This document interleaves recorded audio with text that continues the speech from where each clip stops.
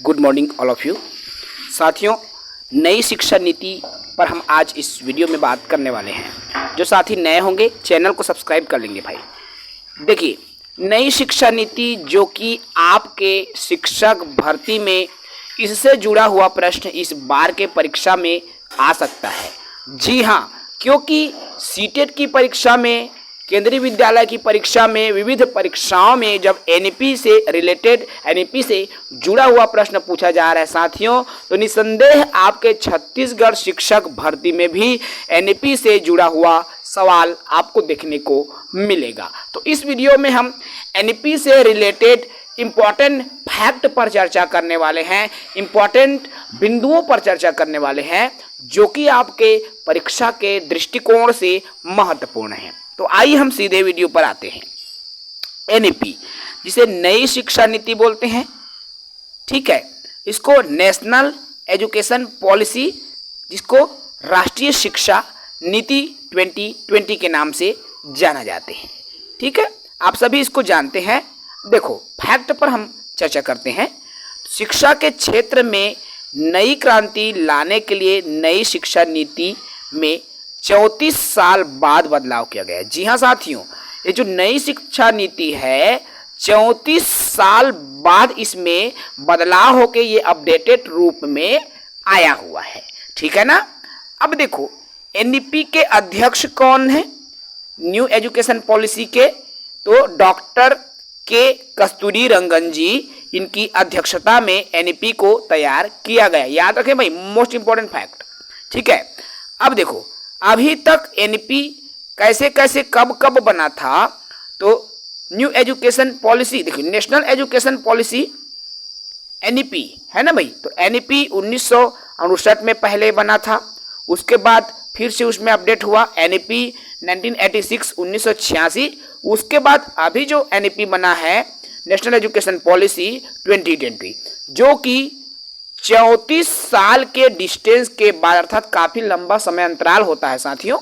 34 साल के लंबा समय अंतराल के बाद में ये न्यू एजुकेशन पॉलिसी बना है, नेशनल एजुकेशन पॉलिसी बना हुआ है। ठीक है, चलो अब आते हैं नेक्स्ट फैक्ट पर। देखो, शिक्षा पर निवेश केंद्र व राज्य सरकार के सहयोग अब देखो, अब शिक्षा पर जो निवेश केंद्र और राज्य दोनों मिलकर करेंगे, है ना। तो ये कैसे होगा? जीडीपी के 6% हिस्सा शिक्षा में निवेश को, भाई जो जीडीपी जो हम लोग का कटता है ना, उसका 6% जो हिस्सेदारी हमारे शिक्षा के क्षेत्र में उसको व्यय किया जाएगा। ठीक है, ये चीजें समझ गए। अब देखो, यहाँ पर कैबिनेट द्वारा एमएचआरडी का नाम बदलकर एजुकेशन मिनिस्ट्री, जिसे शिक्षा मंत्रालय नाम दिया गया है, मानव संसाधन विकास मंत्रालय, ठीक है ना, तो उसका नाम बदलकर शिक्षा मंत्रालय नाम को मंजूरी दी गई है। इसी में national education new education policy भी हम बोल सकते हैं। ठीक है, इसमें क्लियर है। चलो अगला फैक्ट देखो, वर्ष 2030 तक अध्यापन के लिए 4 वर्षीय एकीकृत बीएड डिग्री होना अनिवार्य है। देखो, हम बोल रहे हैं बीएससी बीएड या बीए बीएड, है ना भाई, 4 वर्षीय की यहाँ पर बात करते हैं। 2030 तक ये सभी जगह लागू होना है साथियों।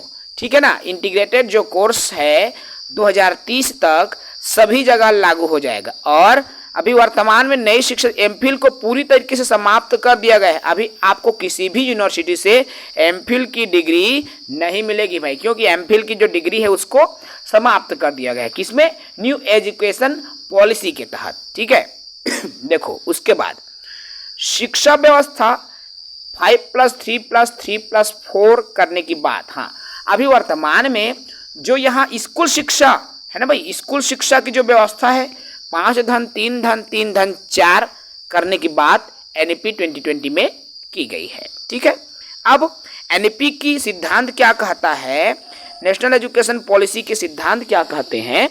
देखो, छात्रों के प्रोग्रेस के लिए परख नामक एक नए केंद्र की स्थापना की गई है। एनईपी के यही सिद्धांत है भाई, छात्रों के उनके कितना प्रोग्रेस हुआ उनकी जांच के लिए परख नाम का एक सेंटर स्थापित किया गया है। ठीक है ना। अब देखो इनका उद्देश्य क्या है, इनके सिद्धांत क्या है, संरचनात्मक समझ पर जोर देना, न कि रटन, अर्थात रटन प्रणाली को पूरी तरीके से समाप्त करना तथा समझ पर आधारित, ठीक है, समझ पर आधारित प्रणाली को जोर देना। क्लियर है, इसका उद्देश्य है किसका, एनईपी का, ठीक है ना।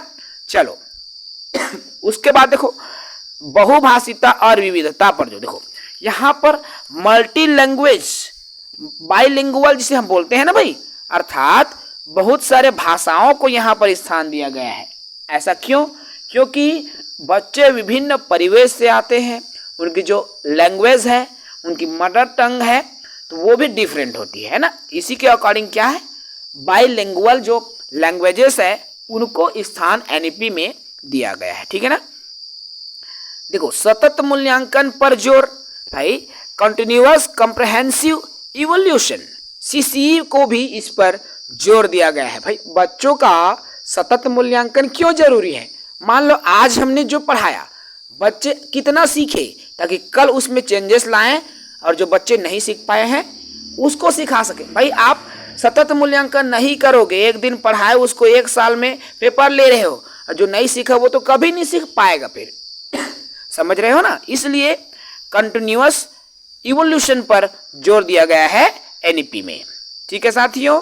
अगला, बच्चों की शिक्षा का माध्यम कम से कम कक्षा 5 या 8 तक, उसके आगे तक घर की भाषा या मातृभाषा स्थानीय भाषा में। देखो ये जो बच्चों के शिक्षा का माध्यम है भाई, जो अपने माता पिता से जिस भाषा में वो बातचीत करते हैं ना, उसी भाषा में कम से कम 5वीं या 8वीं तक की शिक्षा तो उसकी उसी भाषा में होनी चाहिए, राज्य तय करेगा, ठीक है ना। देखो अगला, राज्य विशेष रूप से 3 लैंग्वेज फॉर्मूला को अपनाया जाए जो लचीला हो।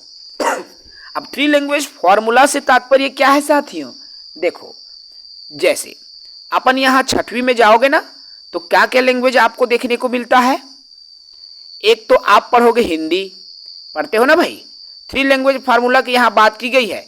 सेकंड आप पढ़ोगे इंग्लिश, पढ़ते हो ना, और इसी में आप थर्ड पढ़ोगे संस्कृत। देखो तो ये 3 लैंग्वेज फार्मूला है, और इसी 3 लैंग्वेज फार्मूला को चलाने की जो बात कही गई है एनईपी में, न्यू एजुकेशन पॉलिसी में, ठीक है ना। समझ में आ रहा है चीजें, और ये पूरी तरीके से लचीला हो, है ना, बच्चों की समझ से युक्त हो। देखो कक्षा 6 के लिए एक अतिरिक्त भाषा के रूप में हमने कहा अभी कक्षा 6वीं में तमिल तेलुगु, भाई उसकी मातृभाषा ना जहाँ की वो निवासी है, ठीक है, तो वहाँ की एक भाषा होनी चाहिए। इसमें एग्जाम्पल में दिया हुआ देखो तमिल तेलुगु। वैसे ही अपने यहाँ की हम बात करें, जैसे आपको पहली दूसरी की पुस्तकों में देखना भाई, हिंदी विषय आप देखोगे ना, एक साइड आपको हिंदी मिलेगा और एक साइड आपको छत्तीसगढ़ी मिलेगा, ठीक है ना, तो वो आपको देखने को मिलता है। देखो माध्यमिक स्तर पर अतिरिक्त विकल्प के रूप में विदेशी भाषा हमने कहा कक्षा 6 में विदेशी भाषा में एक अंग्रेजी भाषा को हमने उसमें क्या है स्थान दिया हुआ है ना भाई, तो ये है फॉरेन लैंग्वेज, ठीक है। तो इसकी भी बात कही गई है एनईपी 2020 में। देखो यहाँ रचनात्मकता से क्रिएटिविटी बोलते हैं, तार्किक नवाचार समालोचनात्मक चिंतन की भी पहचान करना है ना। इन तमाम बिंदुओं को जोर देने की जो बात है एनईपी 2020 में कही है। कक्षा 6 से ही शैक्षिक पाठ्यक्रम को व्यावसायिक शिक्षा, देखो अब कक्षा 6वीं से ही व्यावसायिक शिक्षा जैसे मान लो किसी को कपड़ा बुनाई में शिक्षा देना है, ठीक है, किसी को इलेक्ट्रिशियन के काम में शिक्षा देना है, किसी को मैकेनिकल में शिक्षा देना है, तो ये जो शिक्षा है व्यावसायिक होना चाहिए। कक्षा 6 से ही इसको शामिल कर लिया जाए, ठीक है। तो इस तरह से बात एनईपी 2020 में कही गई है। अब दिव्यांगजन अधिकार अधिनियम आरपीडब्ल्यूडी 2016 की भी इसमें बात कही गई है। और बुनियादी शिक्षा पर मैंने अभी कहा कौशल से युक्त व्यावसायिक शिक्षा जिसे बुनियादी तो बिल्कुल बुनियादी यहाँ पर शिक्षा की बात कही गई है, ठीक है। तो ये तरह से ये जो महत्वपूर्ण बिंदु है जो कि एनईपी 2020 में है साथियों, ठीक है ना, ज़्यादा इस पर कुछ नहीं है, एनईपी के बारे में हम इतना ही है, ठीक है। ये महत्वपूर्ण फैक्ट पर हमने चर्चा किया है जो कि एजुकेशन से जुड़ा हुआ है ना। हम हायर एजुकेशन की यहाँ पर बात नहीं करते, हम सिर्फ स्कूल एजुकेशन की बात करते हैं, स्कूल शिक्षा की बात करते हैं। तो ये चीज़ें इंपॉर्टेंट फैक्ट्स हैं, इनको आप सभी को याद रखना होगा, क्योंकि शिक्षक भर्ती में यदि आएगा तो इनमें से जुड़ा हुआ कोई भी क्वेश्चंस आपके एग्जाम में पूछे जा सकते हैं। इस वीडियो में इतना ही साथियों। जो साथी नए होंगे चैनल को सब्सक्राइब करेंगे। शिक्षक सहायक शिक्षक की तैयारी कर रहे हैं, प्लेलिस्ट बिल्कुल फ्री ऑफ कॉस्ट हमारे प्लेलिस्ट बनी हुई है, आप बिल्कुल देख सकते हैं। कम्युनिटी में भी हमने कल की डेट में डाल दिया है, आप वहां से भी जाकर कंप्लीट वीडियोस वॉच कर सकते हैं। शिक्षक भर्ती अब दूर नहीं है साथियों, 25 से 30 दिन का ही समय है। बिल्कुल अच्छे से तैयारी कीजिए, अपने लक्ष्य को, अपने सपने को एक नया आयाम दीजिए। जय हिंद, वंदे मातरम।